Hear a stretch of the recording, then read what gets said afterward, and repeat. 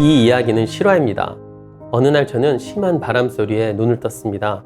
어스름한 새벽의 여명 사이로 잿빛 구름은 도시 하늘을 가득 메우고 비와 눈이 섞인 채 공기는 차갑고 음울한 습기에 갇힌 듯 보였습니다.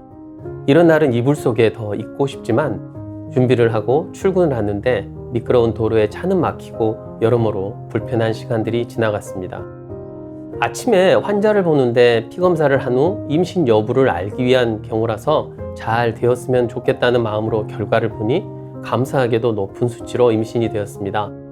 출근길의 짜증이 확 날아가는 감사한 순간입니다. 그런데 이 부부는 사실 특별한 사연을 하나 가지고 있었습니다. 아내는 조기 폐경으로 난자 채취가 불가능한 상태였고 남편은 별 문제가 없었습니다. 찾아와서 상담 후 동생의 난자를 공여하여 시험관 아기 시술을 하기로 했습니다. 동생도 결혼을 한 상태였고 아이들이 둘 있었습니다. 동생 남편의 동의가 이루어졌고 어려운 자매 부부의 결심 속에 드디어 시험관 아기 시술을 시작했습니다. 난자 채취는 순조롭게 진행되어 배아가 생성되고 이 배아를 언니의 자궁에 이식을 한 후 귀가 전에 저를 만나게 되었습니다. 그런데 저는 그날 새벽에 이상한 꿈 하나를 꾸게 되었죠. 내용은 이렇습니다. 처가에 큰 행사가 있어서 갔다가 손님이 너무 많아 그냥 근처 강가에 갔는데 작은 조각배에 젊은 여성이 앉아있고 물속에서 다른 여성이 그 배를 뒤쪽에서 밀고 있었습니다.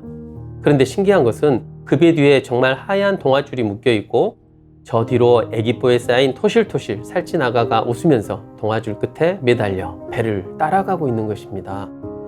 그러다가 어쩌다가 잠에서 이제 깨었죠. 그리고 만난 이식 후 첫 환자가 바로 이 부부입니다. 그래서 웃으면서 제 태몽을 사실 거냐고 했더니 정말 받겠다고 해서 커피 한 잔에 드렸습니다. 공짜로는 안 된다고 하셔서 남편이 사다 주고 가셨죠. 물속의 여성은 동생이고 배 위의 여성은 언니겠지요. 그냥 혼자 난자 채취해서 이 시간 분들에게는 맞는 상황은 아니어서 너무 특별한 경험이었다고 생각합니다. 물론 그냥 꿈이고 우연이고 해프닝이라 할 수도 있겠습니다. 그러나 간절함이 만들어내는 모든 것을 우리는 설명할 수 없습니다. 저는 이렇게 생각합니다. 여지와 틈이 있는, 기회가 있는 도전이라면 노력하고 안 되거나 불가능해 보이는 것에는 기도를 하자고 말입니다. 그리고 간절함은 찾아오시는 부부뿐 아니라 주치의도 사실 가지고 있습니다. 제 경우는 빨리 해결돼서 임신부로 만나는 것이 가장 행복합니다. 이분들의 경우는 큰 문제 없이 잘 유지하셔서 16주까지 보고 산과병원으로 보내드렸습니다. 가시면서 남편분이 그러더군요. 너무 여기를 자주 오다 보니 다른 곳에 간다는 것이 너무 낯설 것 같다고요. 저는 그랬습니다. 그래서 시원섭섭하지만 이렇게 헤어지는 것이 가장 아름다운 이별 아니냐고 말입니다. 그 저녁 퇴근을 하고 지인들과 약속이 있어 만났는데 한 의사 선생님이 그러더군요. 돈을 받고 하는 직업 중에 고맙다고 감사하다고 하는 말을 듣는 직업이라면 충분히 보람된 것이라고. 오늘 또 저는 환자를 보고 있습니다. 해결되어 가시는 분들도 있지만 그렇지 못한 분들도 적지 않습니다. 떠나는 분들도 계시고 다른 곳에서 오시는 분들도 있습니다. 만남과 헤어짐, 진실과 오해가 교차하는 살아있는 삶의 현장 속에서 오늘 또 저는 서 있습니다. 제가 늘 이야기하던 이런 말들이 제가 실제 의료 현장에서 실천되도록, 그래서 서운한 사람들이 한 명이라도 줄어들기를 저는 기도합니다.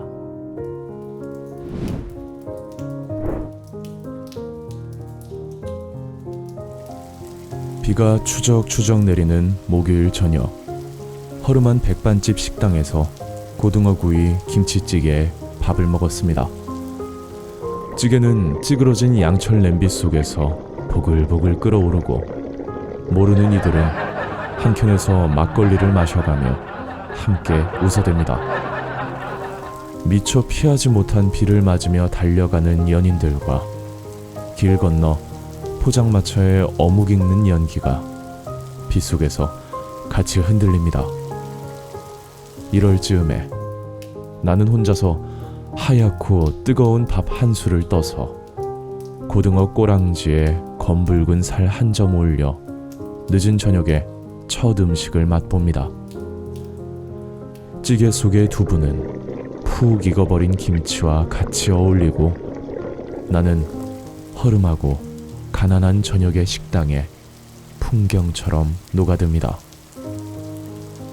우리가 지금 둘이었으면 덜 외로웠겠지만 둘이라도 우리는 그리워했을 겁니다. 그래서 원래 몰랐던 사이로 되돌아갈 수 없어 이제는 외로움이 그리움으로, 그리움이 괴로움으로 비처럼 내립니다. 나는 길고도 긴 저녁에 짧고도 단 식사를 혼자서 합니다. 먹는다는 것은 어느 결엔가 다시 과거의 어느 날의 추억과 만나는 가장 쉬운 일인가 보다 생각합니다.